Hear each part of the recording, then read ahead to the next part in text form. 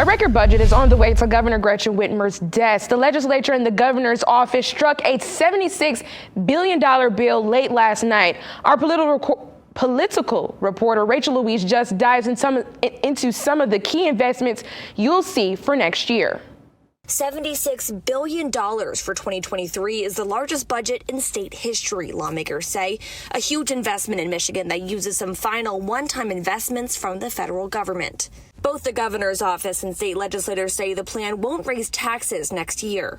The budget includes $6 billion for roads and bridge repairs. The budget is really a reflection of what our values and priorities are as a society. Lawmakers and advocates highlight the state's investment in mental health. What that total amount is, the budget office couldn't say just yet. Leadership was saying this is the largest budget that they have worked with to really address the mental health issues of kids. Debbie Brinson, executive director of the School Community Health Alliance of Michigan, has been advocating for more mental health funding for kids, especially due to the pandemic. I think for the next generations, Rachel, I think we're going to see less trauma. We may see it more for a period of time because we're talking about it. So we're seeing it. But with period of time, over time, we should start to see that trauma start to be reduced because kids are talking about it. One of the largest pieces of the budget pie will go to education, $19.6 billion. $9,150 will be doled out per student, the largest per pupil investment in state history. The state is investing $1.92 billion in special education, more tax dollars than have ever been spent investing in students with special needs. After 4 students were killed in Oxford last year, the state will also put nearly $700 million towards school safety and infrastructure. We made a huge jump. We're going to get some help in our pension systems, which will allow us to honor what union members currently and ones already that have retired were committed to when they paid into the pensions. Hours after the state budget was passed in Lansing, the city of Flint needs some great news to the tune of hundreds of billions of dollars. Flint Mayor Sheldon Neely announcing today a portion will go towards funding the city's pension plans. Previously, Mayor Neely and his administration stated a large portion of the budget is dedicated towards pensions alone. Our Mid-Michigan Now reporter Alexis Ware joins us live now from City Hall. And Alexis, you say Mayor Neely believes this will help the city drastically. Is that correct?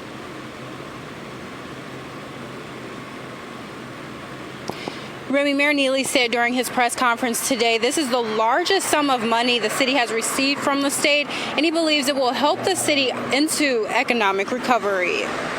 This comes after years of financial struggle in the city's general fund balance, primarily due to the amount of pensions they pay out every year. According to the city, they pay out more than $50 million a year to retirees typically, and according to city officials, this number continues to increase. Mayor Neely says last year pensions increased by 40%, equaling about $33 million, according to this year's city budget. That number is expected to increase again to $39 million, according to the city's website.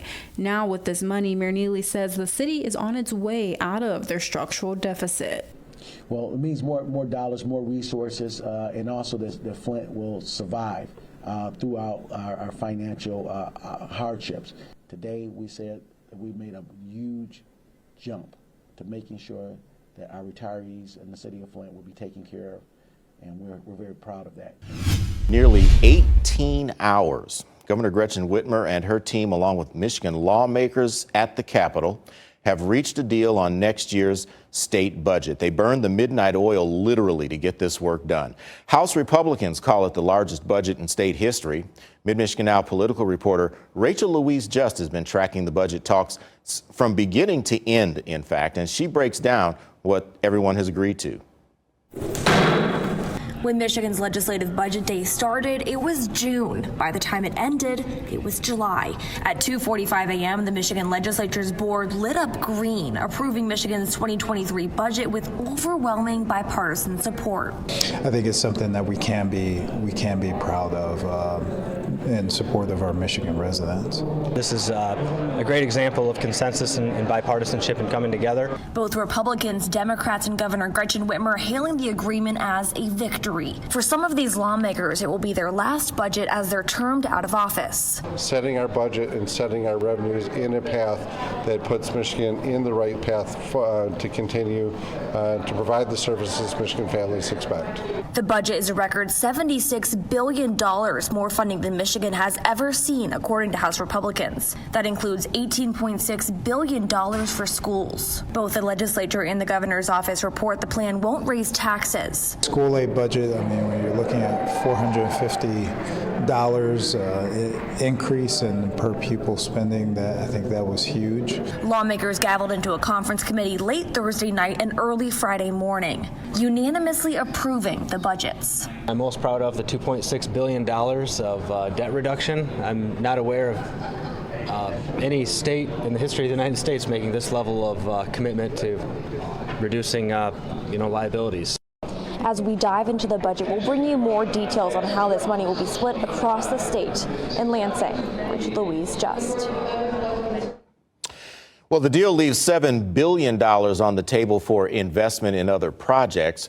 Both Republicans and the governor have floated respective tax cut plans over the last few months. We'll see where that goes. Governor saying on Twitter this morning, the bipartisan state budget does not raise taxes, and she is ready to keep collaborating so they can offer more immediate relief to families as they deal with rising gas and grocery prices along with other everyday expenses. Meanwhile, Senate Minority Leader Jim Ananich says he secured more than $10 million in the budget for a dozen or so community-based programs here in the Genesee County area. Now, the money will go toward community outreach, youth education programs, and reducing gun violence. Some specifics on the breakdown: $3 million for the Genesee County Sheriff's Office for equipment, personnel, and training focused on reducing shootings and homicides. $2.5 million to redevelop a former GM building into an inpatient behavioral health facility. $1.5 million to Hamilton Community Health Network. $1 million to Educare Flint. Burston Fieldhouse, Ennis Center, Flint Children's Museum, St. Mark Community Outreach Center, and Sylvester Broom Empowerment Village each get $500,000.